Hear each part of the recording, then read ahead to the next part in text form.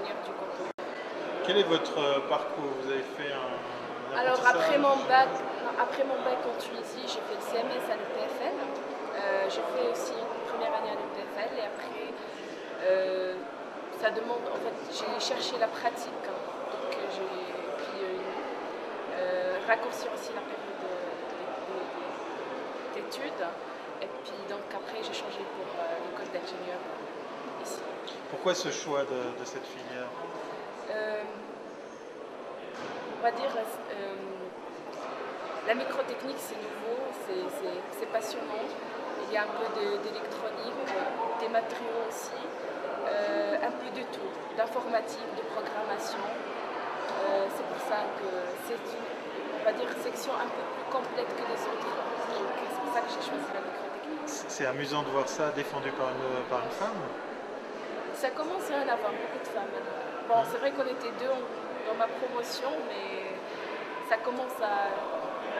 Le nombre de femmes commence à augmenter dans cette filière. Qu'est-ce que vous pourriez dire aux autres femmes de suivre ce même cursus?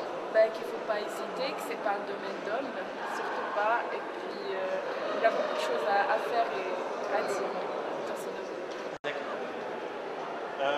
Vous parliez de pratique justement dans cette filière.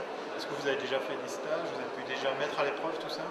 Écoutez, malheureusement, des stages, je n'en ai pas fait beaucoup parce que c'est très difficile. Quand on y va, qu'on postule pour un stage, je pense pour les entreprises, quand on est en première année, pour eux, ça coûte de l'argent, je ne sais pas, mais j'ai pas eu beaucoup de stages. Surtout sur la mécanique, j'ai eu. Pour tout ce qui est, on va dire, microtechnique, pas encore, mais j'espère trouver maintenant, puisque je suis ingénieur, faire un stage de fin d'études, 6 mois par exemple. Comme ça, j'ai plus d'expérience. Pourquoi c'est difficile? Parce qu'il demande beaucoup. Nous, on peut avoir les stages que pendant les vacances d'été, par exemple. Et puis, ça ne dure pas plus que 2 mois. Et puis, les entreprises, ils veulent au minimum 4-6 mois. Donc, ça aussi, ça pose des problèmes. Donc, il y en a qui prend le choix d'arrêter les cours pour un semestre, pour une année. Mais bon, moi, je n'ai pas choisi cette solution. D'accord. Comment ça s'est passé avec dans votre projet de diplôme? D'accord. Alors mon projet, j'étais toujours intéressée par l'énergie solaire, renouvelable et solaire plus particulièrement. Je viens de la Tunisie, donc le soleil est abondant là-bas. Et puis, comme je suis en microtechnique, j'ai contacté M. Sitterley, qui est responsable de l'Institut l'ESBAT de notre école. Et puis, on a discuté pour trouver, on va dire, un projet entre la microtechnique et le solaire. Et puis après, c'est devenu mon projet qui m'a proposé ce projet. C'est un travail commun ou c'est votre idée plus que la sienne?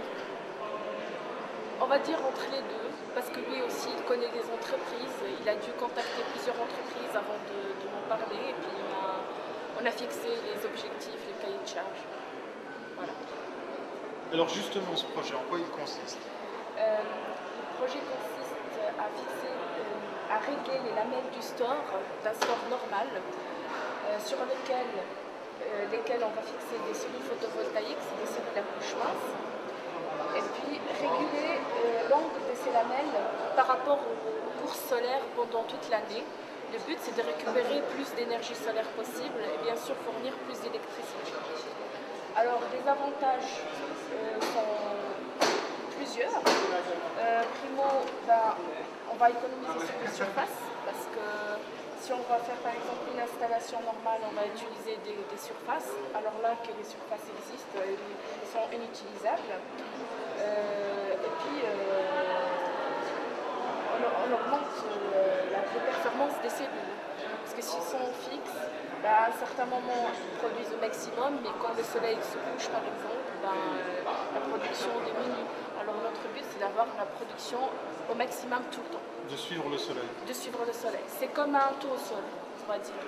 Un tournesol qui suit le soleil. Ben, merci beaucoup. De rien.